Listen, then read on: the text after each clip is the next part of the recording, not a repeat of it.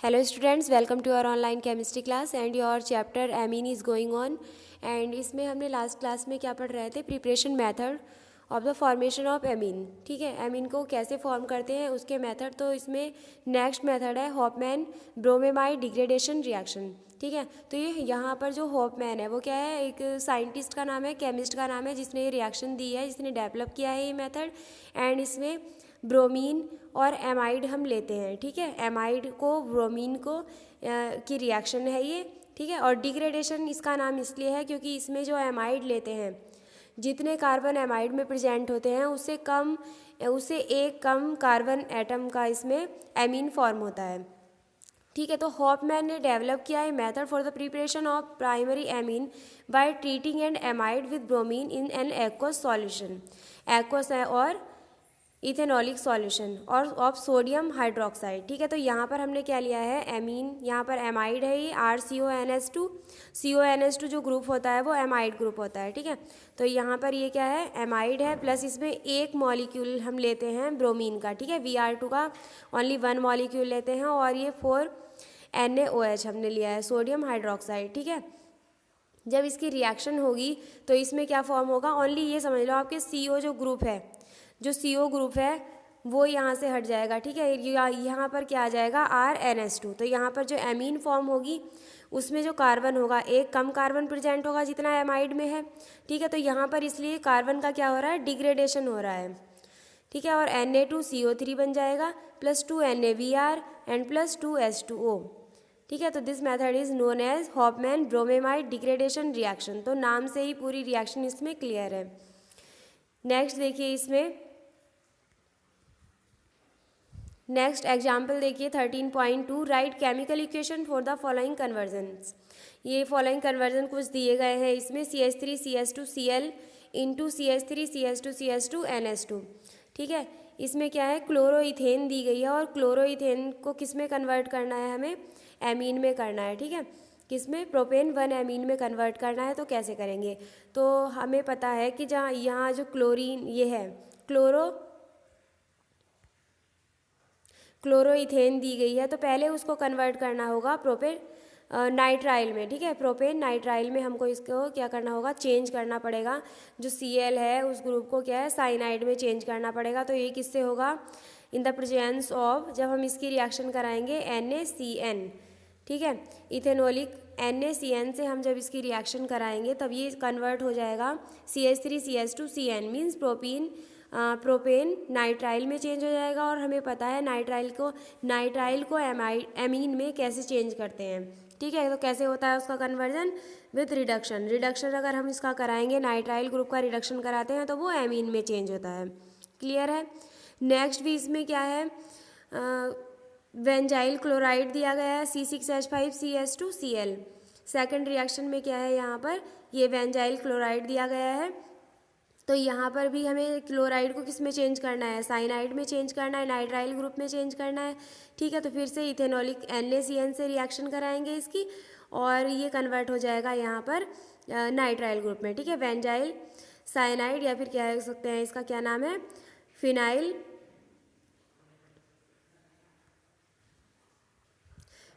Ethane nitrile. ठीक है, nitrile में चेंज हो गया, उसके बाद तो रिडक्शन कराना है और रिडक्शन करा कर ये किस में चेंज हो जाएगा, एमीन ग्रुप में। तो 2 फिनाइल इथेनेमाइड का फॉर्मेशन यहाँ पर हो जाता है जो हमें बनाना था। ठीक है, नेक्स्ट है इसमें ये structure, right structure and IUPAC names of. Structure लिखनी है और IUPAC नाम लिखने हैं किनके। फर्स्ट है इसमें the amide which gives propanamine by Hofmann bromamide reaction. Hofmann bromamide reaction में जो एमाइड जिस एमाइड विच गिव्स, जो मतलब एमाइड का हमें नाम लिखना है जिससे क्या मिलता है, प्रोपेनेमीन मिलता है। ठीक है, तो यहाँ पर प्रोपेनेमीन मिल रहा है, तो सोचने वाली बात है कि प्रोपेनेमीन मिल रहा है तो जो एमाइड होगा उससे एक ज़्यादा कार्बन वाला होगा। ठीक है, क्योंकि ये क्या है, डिग्रेडेशन रिएक्शन है। तो देखिए इसका solution, propanamine contains 3 carbon. Propanamine में कितने कार्बन होंगे, 3 कार्बन होंगे। Hence the amide molecule must contain 4 carbon atom. तो जो एमाइड मॉलिक्यूल है उसमें 4 होने चाहिए, एक ज़्यादा होना चाहिए ना। तो structure and IUPAC name of the starting amide with 4 carbon atom are given below. यहाँ पर क्या है, ये ब्यूटेनेमाइड है ना, तो हम क्या लेंगे, ब्यूटेनेमाइड जो एमाइड होगा उससे फॉर्मेशन होगा प्रोपेनेमीन का। क्लियर है। नेक्स्ट क्वेश्चन है इसमें, the amine produce by the Hofmann degradation of benzamide. Benzamide के डिग्रेडेशन से जो एमीन मिलेगी बोली उसका नाम लिखना है। ठीक है, तो देखिए benzamide is an aromatic amide है और कंटेनिंग 7 कार्बन एटम इसमें प्रेजेंट होते हैं। हैंस जो एमीन फॉर्म होगी from the benzamide is aromatic primary amine और कंटेनिंग उसमें 6 कार्बन एटम होने चाहिए, एक कम कार्बन एटम होना चाहिए, है ना। तो जब अगर उसकी स्ट्रक्चर बनाएंगे तो वो क्या है, एनिलीन या फिर बेंजेनेमीन इसका नेम है। ठीक है, तो यहाँ पर जो बेंजेनेमाइड से जो हमें क्या एमीन मिलती है तो वो क्या है, एनिलीन। ओके, नेक्स्ट देखिए आता है इसमें फिजिकल प्रॉपर्टीज़। नेक्स्ट क्या है, तो नेक्स्ट आता है इसमें फिजिकल प्रॉपर्टीज़ ऑफ एमाइन। तो एमाइन की जो या किसी की भी अगर हम फिजिकल प्रॉपर्टीज़ की बात करते हैं तो उसमें मेनली फेज आता है, colour, order, solubility in water and boiling point. ठीक है, इनकी बात ही करते हैं। अब देखिए इसमें जो लोअर एलिफेटिक एमीन होते हैं, ठीक है, लोअर एलिफेटिक जो एमाइन होते हैं आर गैसेस, वो क्या होते हैं, गैसेस होते हैं विथ फिशी ऑर्डर। जो उसमें ऑर्डर होती है, स्मेल होती है, वो फिशी ऑर्डर होती है, मतलब बहुत ही गंदी सी फिश वाली स्मेल होती है।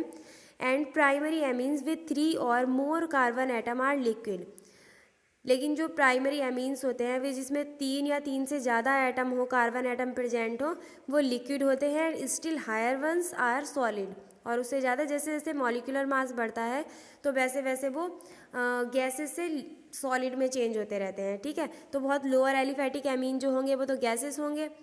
ठीक है, इससे उससे ज़्यादा जिसमें 3 से ज़्यादा कार्बन एटम प्रेजेंट हो वो लिक्विड होंगे। स्टिल हायर इससे भी ज़्यादा होंगे, इसमें ज़्यादा होंगे। ठीक है, वो क्या होते हैं, जिसमें मोर देन 8 और 10, 8 to 10 तक प्रेजेंट होते हैं, वो क्या होते हैं, ये सब सॉलिड होंगे।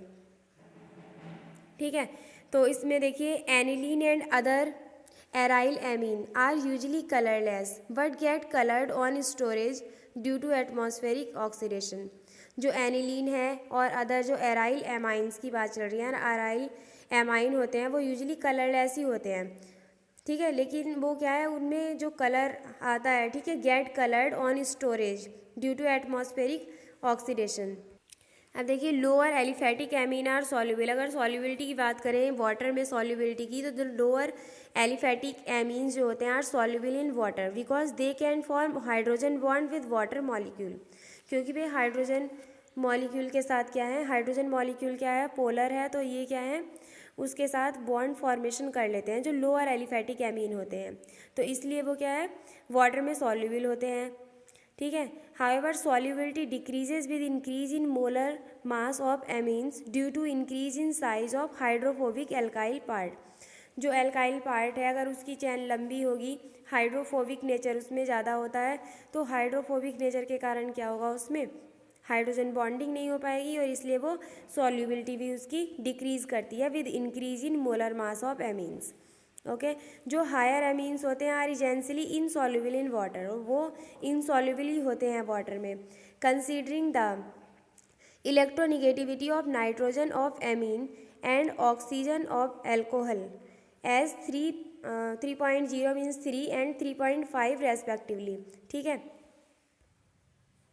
यू कैन प्रिडिक्ट, तो इनकी जो इलेक्ट्रोनिगेटिविटी है OH मतलब एल्कोहल में O की 3.5 है और एमीन ग्रुप में जो N की है वो 3 होती है। ठीक है, नाइट्रोजन की 3 होती है इलेक्ट्रोनिगेटिविटी और ऑक्सीजन की कितनी है, 3.5 है। ठीक है, तो इसमें you can predict the pattern solubility of amines and alcohol in water. तो वाटर में एल्कोहल ज़्यादा सॉल्युबल है, एमीन ज़्यादा सॉल्युबल है, इसकी भी ये भी आप प्रिडिक्ट कर सकते हो। तो आप बताइए कि आउट ऑफ ब्यूटेन 1 यानी ब्यूटेन 1 एंड ब्यूटेन 1 एमाइन है। ठीक है, तो which will be more soluble in water and why, तो कौन ज़्यादा सॉल्युबल होगा, एल्कोहल ज़्यादा सॉल्युबल होगा, है ना, क्योंकि अल्कोहल में क्या होता है, इलेक्ट्रोनेगेटिविटी जो O की है, ऑक्सीजन की है, as compared to nitrogen in amine group वो ज़्यादा है, तो ये ज़्यादा स्ट्रॉन्ग हाइड्रोजन बॉन्डिंग करते हैं, ठीक है, तो ज़्यादा ये सॉल्युबल होंगे वाटर में। देखिए अब amine are soluble in organic solvent like alcohol, ether and benzene. You may remember that alcohol are more polar, जो एल्कोहल होते हैं वो ज़्यादा पोलर होते हैं than amines, and form stronger intermolecular hydrogen bond than amines, ठीक है। अगर हम बात करें प्राइमरी, सेकेंडरी और टर्शियरी एमीन की, ठीक है, उनकी सॉल्युबिलिटी की अगर हम बात करें तो जो प्राइमरी एमीन होती है वो ज़्यादा सॉल्युबल होती है एज़ कम्पेयर टू सेकेंडरी और सबसे कम क्या है, टर्शियरी की सॉल्युबिलिटी होती है।